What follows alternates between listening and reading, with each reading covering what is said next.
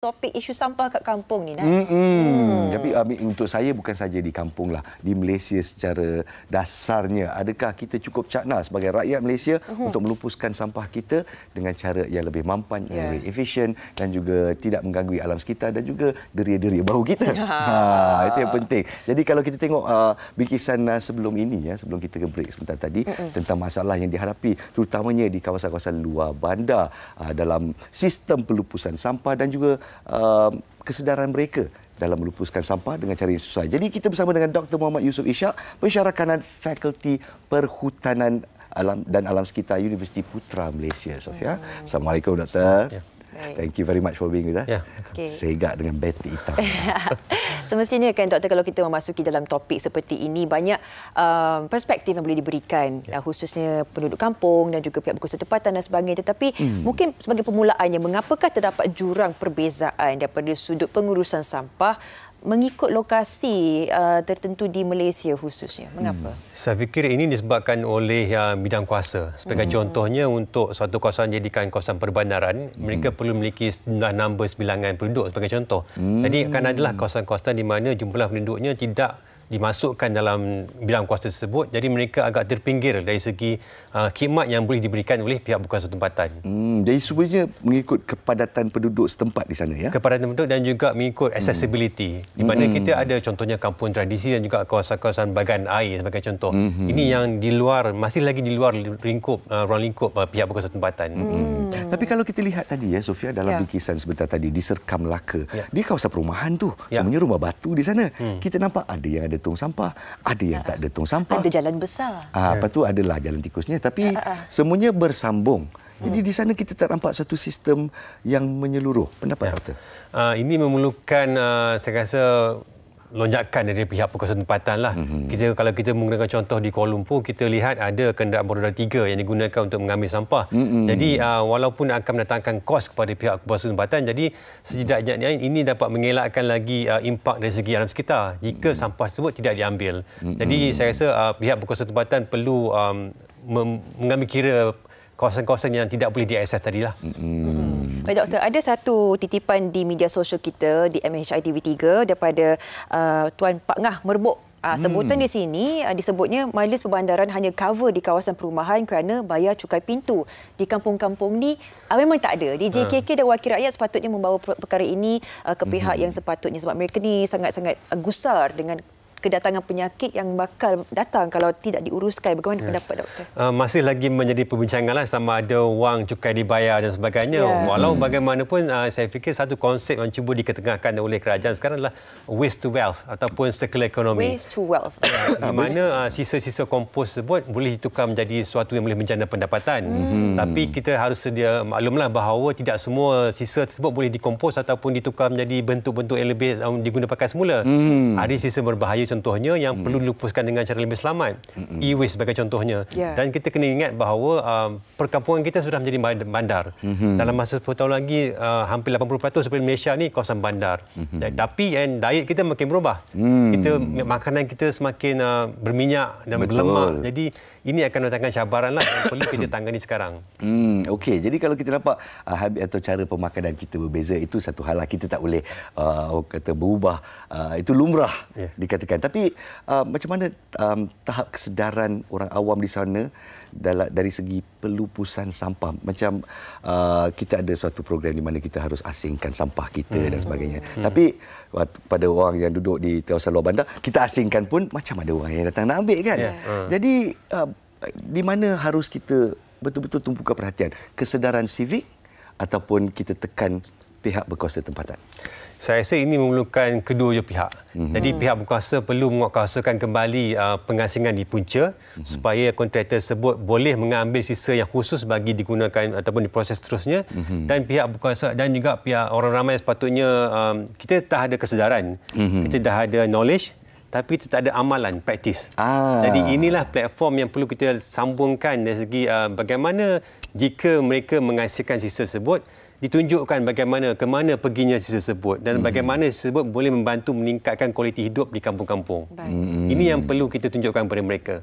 InsyaAllah. Kedua-dua belah pihak memainkan peranan. Kita kalau ada ilmu sedikit, seperti mana di TikTok, di media sosial sebagainya, banyak cara-cara yang kita boleh belajar untuk menggunakan cara kompos. Tetapi doktor, kalau kita melihat perspektif, contohnya ada banyak jenis buangan dan sebagainya. Contoh seperti bahan kimia yang tak dipakai ataupun batu bata, pembinaan dan sebagainya. Dan kalau kita menyentuh tentang kawasan luar bandar ni, bagaimana untuk menguruskan barang seperti itu? Adakah dapatnya cara lain supaya orang-orang kampung boleh meminta pertolongan untuk menguruskan? Kalau kampung yang berdekatan kawasan pertanian sebagai contohnya lah, kita perlu mengkhususkan apa sisa yang dijana mereka. Sebagai contohnya tong-tong racun. Ini yang perlu kita kawal dengan selamat lah. Dan selain daripada itu, kita juga perkampungan sekarang ni penuh dengan sisa elektronik sebagai contoh. Jadi sisa elektronik sebenarnya boleh kita jual kepada pembekal yang kontraktor yang akan memberi kita sedikit dana lah sebagai imbuhan kepada kita. Jadi perkara-perkara kecil inilah hingga kita perlu gabungkan di suatu daerah sebagai contohnya supaya ada jadual yang akan memberi impak lah dari segi kutipan. Yang konsisten juga ya.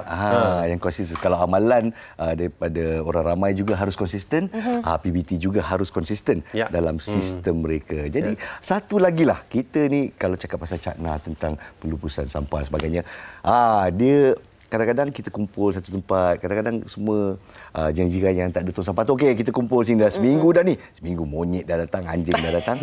Okeylah, kita bawa ke depan lah. Sebab asalkan jangan depan mata, betul?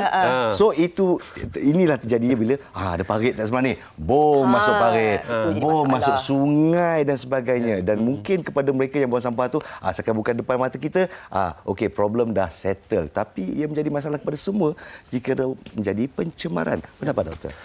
Dengan penggunaan media sosial sekarang, saya rasa kita boleh menetapkan KPI bagi setiap kontraktor yang terlibat dari segi penghutan sisa. Inilah data kita yang perlu kita terima dan kita perlu guna pakai pada sekarang ini.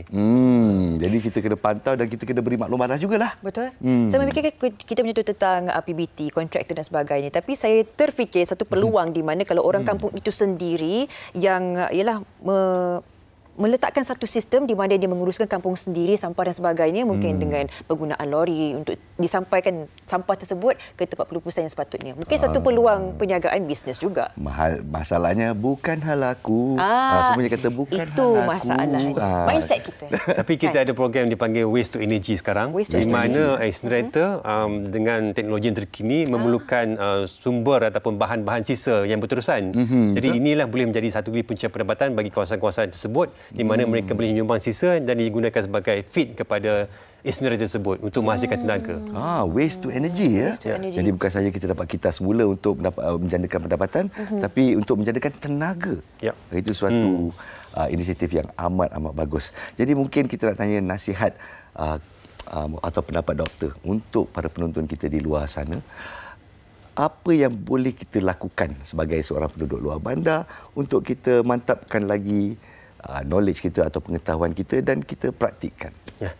Sekecil-kecil mana pun sumbangan kita terhadap alam sekitar, sama ada mengasingkan sisa pepejal kita di rumah ataupun menjimatkan penggunaan sisa, ia sebenarnya menyumbang banyak kepada alam sekitar kita. Jadi setiap apa yang kita buat tu jangan simpan seorang-seorang, jadi kongsikan di social media sebagai contohnya supaya lebih ramai rakyat Malaysia menyumbang kehadap kelestarian dalam sekitar di Malaysia ini. Lestari dan kepampanankan juga ya. Okey, alhamdulillah. Kita ada komen-komen daripada netizen juga ya. Sofia, silakan. Saya tak ada data di sini.